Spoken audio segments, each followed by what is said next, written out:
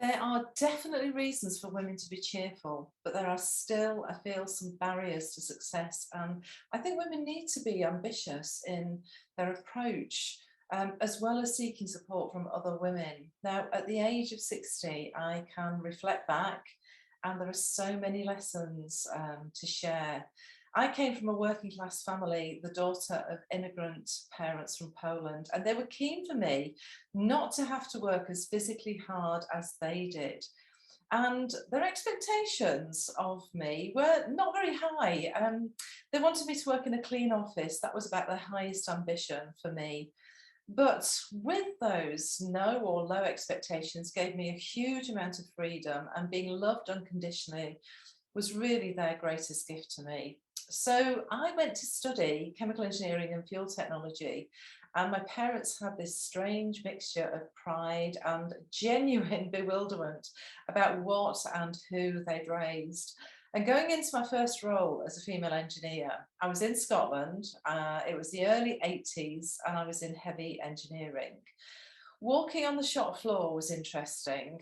I had to avert my eyes to the multitude of girly calendars along the walls. At work, men wolf whistled me, openly told me they would rather speak to my male boss than me, and a client even kissed my hand when greeting me. At school, I was a maths geek, and so engineering gave me a real opportunity to be a problem solver. The only thing was that the problems I faced were not all about engineering. And one thing that really saddened me was the fact that the women engineers that I encountered, in order for them to succeed, they had become really hard and unapproachable. It was almost like a mixture of all the worst traits you find in both men and women. And so I think it's really important to have great positive role models to light the path ahead. And I had none. So I left engineering and I went into IT training. My manager then was Anne Lincoln, and she was a brilliant role model. She was a mother, she was a manager, and she didn't even blink when, after 2 years in my role, I had my first son.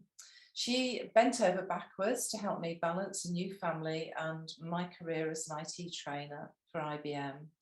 So thank goodness the girly calendars have gone. The wolf whistling at work is frowned upon.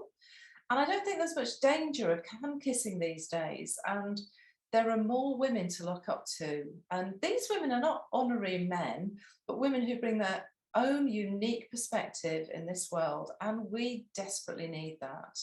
So fast forward to today, I moved from IT training to learning development, and I own my own small consultancy in Leeds. I'm a published author and I speak regularly at conferences. I love what I do, and I believe that if you're passionate about something, then don't follow the crowd or the usual way.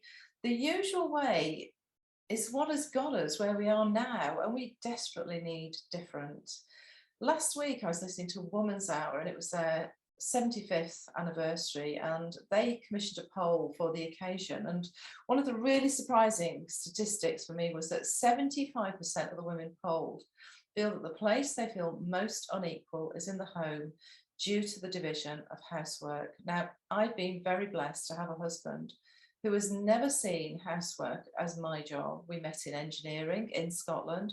We shared housework, gardening, DIY, and child rearing. And our two boys have had a fantastic role model. I cannot attribute all of my success in the field of learning development to hard graft, talent, or even luck.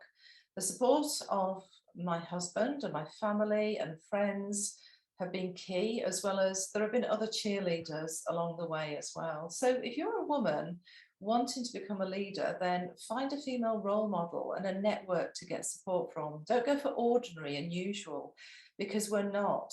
And if you're a leader and want to encourage other women, find ways to support and really, really encourage them. And all women need the support of their nearest and dearest to succeed in a world that, until now, has been shaped mostly by men.